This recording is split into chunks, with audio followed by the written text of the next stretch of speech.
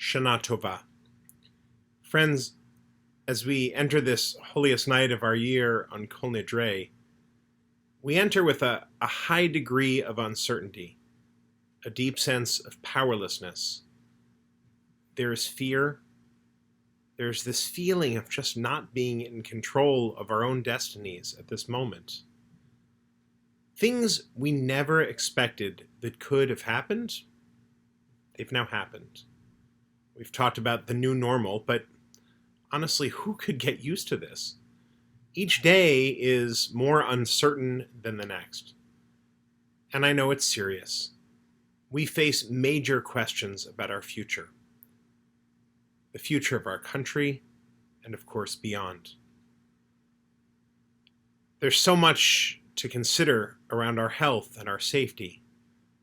But also, we've been thinking about whether hate and racism and sexism, anti-Semitism will be repudiated, or instead, will their acceptance grow? We ask the question, will our country be a country open to those who seek refuge? Or will our society turn inward and push others away? It's hard for us to see around the bend, to know what could possibly happen. Like our mothers and fathers, those who came before us, like Abraham and Sarah, we could be wondering, where are we going as a country, as a people, as a human species?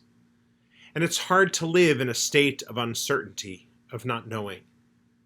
It certainly presents a great spiritual challenge. In a beautiful passage in the Babylonian Talmud, our tradition addresses this spiritual challenge, and I'd like to share it with you on this night of Kol Nidre.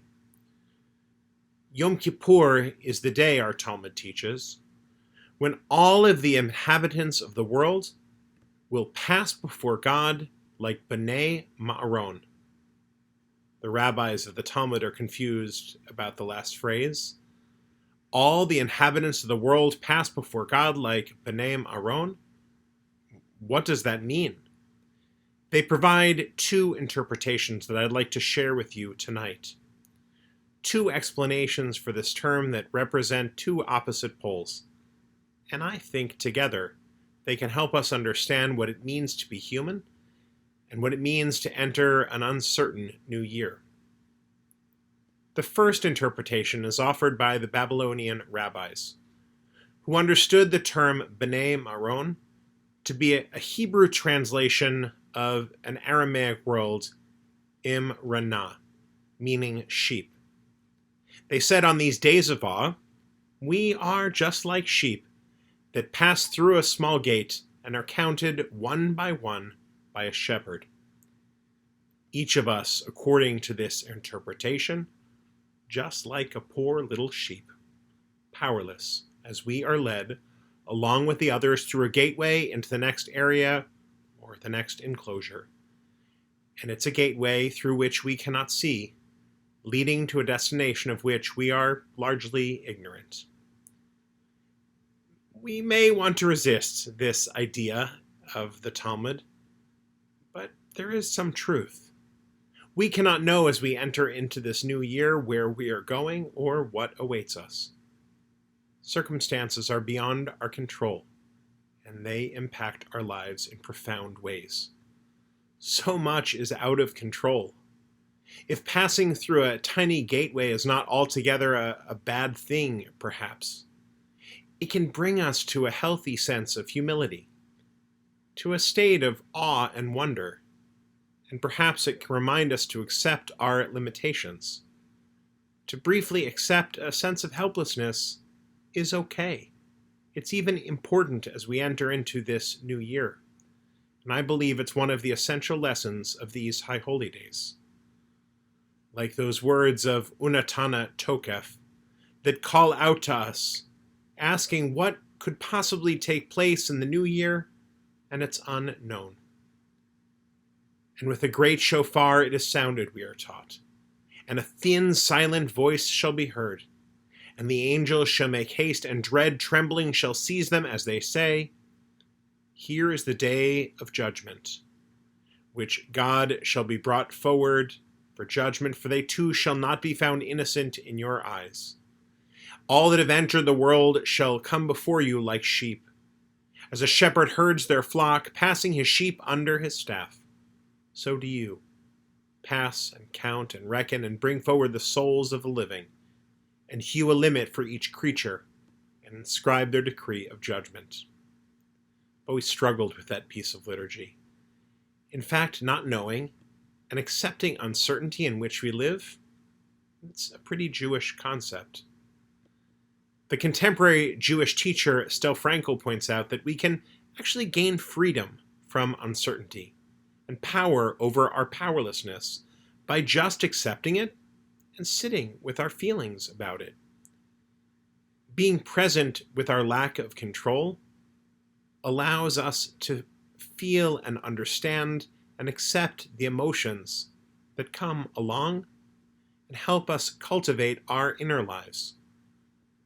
We can offer up prayers about our fears and our powerlessness that can be beautiful and meaningful. We can find spiritual strategies that center around gently accepting our uncertainty. This is a moment where I think grasping on to our tradition can bring a great deal of comfort. I keep thinking about lighting of the Shabbat candles. Honestly, it has never felt more meaningful than it has to me during this time. I just feel connected with others. I feel the great sense of comfort in that light of dividing time. It helps me to take a breath each week. But of course, that first explanation of feeling the sense of uncertainty in sheep is only part of the explanation. And the Talmud doesn't stop there. It offers a second explanation. A reading of the teaching that on Yom Kippur, we all pass before God like B'nai Aaron. And this is the voice of Rabbi Yehuda who says the phrase that we are like B'nai Aaron, which means that we are B'nai Num Ron, that we are like a regiment of soldiers, a battalion of large numbers marching. He said on Yom Kippur, on Rosh Hashanah, as we turn the corner into the unknown, we can be like the armies of King David. Rashi, the commentator, says that what made the King David's army so successful in biblical times was they marched forward with authority and with passion. In other words, that we can summon up our courage and march forward with purpose and with force, as if we're going off to fight a battle that we believe in. I actually think it's another powerful way to address the uncertainty of this new year. It suggests that although there may be much that is unknown, swirling all around us, and much we cannot control, there is something we can control: ourselves. In a time when the world around us is filled with uncertainty, we can find our own moral certainty. A core tenet of our Jewish tradition is that each of us has free will. Each of us is granted certain choices. We control how we act facing the circumstances we are given. We govern our own actions, and we can choose to march forward. And fortunately, we have others with whom to march. We control ourselves, and we control our responses to the world we encounter, even in these times of uncertainty. So let no one answer, "What can I do? I'm only one person." We can organize. We can, as we are in our congregation, working to register voters, for example.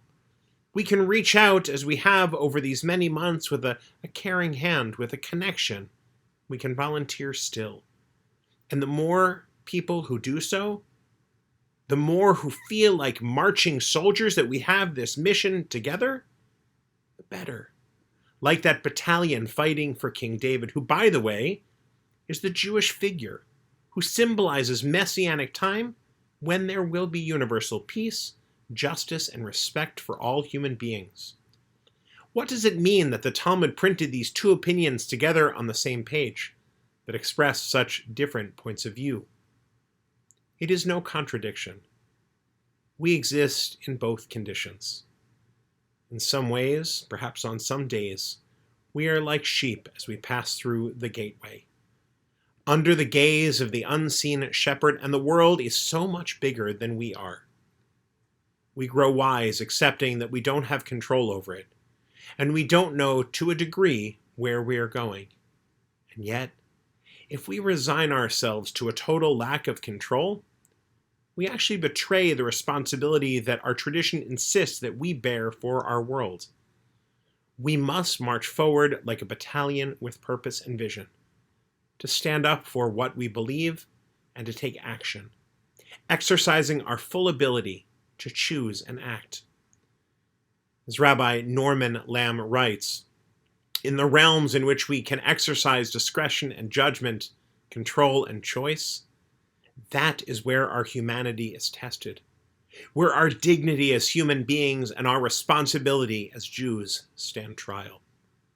My friends, as we enter this year in which so much is unclear, I want to share with you that I, like many of you, am of course concerned, and I am afraid of what we are experiencing in our world.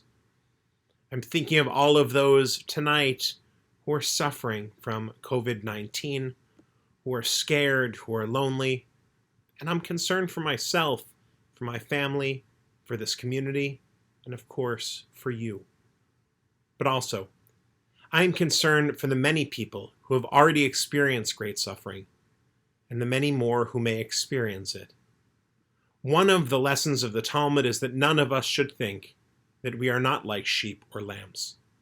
None of us should think that we are immune, or that we are unlike others and that they, not we, are the ones passing through that gateway. But I pray it will be a year not of suffering, but of blessings, of the blessings of justice and compassion, hope, equality, and peace, and of course of health. We are as powerless as sheep, and much is out of our hands. But our tradition, the Jewish tradition of 3,000 years, teaches we can and we must march forward. We can play a role in bringing forth these blessings by our actions and by our choices.